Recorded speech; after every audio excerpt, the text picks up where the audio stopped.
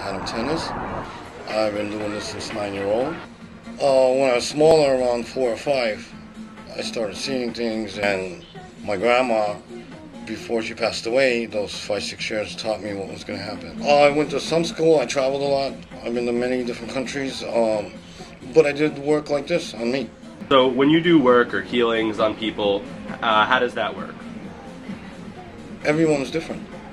Everyone needs a certain stone or a certain oil or a certain place to meditate or a certain way of meditating. There's oils that could open doors and balance your energy and move you forward, but you have to do some of the work yourself through writing and meditation. It's not like burn this candle or bury this. You're not supposed to be burying stuff. There's no such thing as a love potion.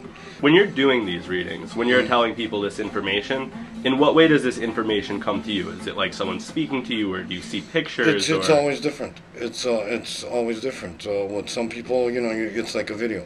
With some people, you have 2 or 3 spirits behind them. With some people, you just sort of feel the chakras or their energy. Are you ever wrong when you give a reading? I'd say that I'm about 95% right.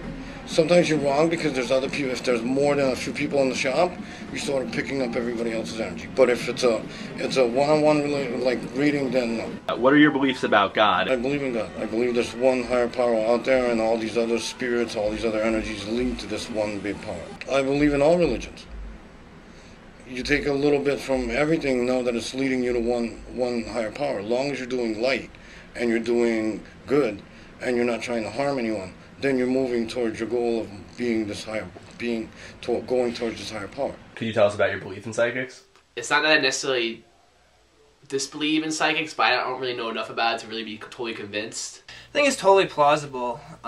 There's nothing, I think, that says it can't happen, which leaves it as a possibility. I believe psychics are real, not in the sense where they can read your mind. I believe it's more of like a spiritual healing in a sense. They can see things that we can't, or tune into things that we can't. What do you think made it most worthwhile?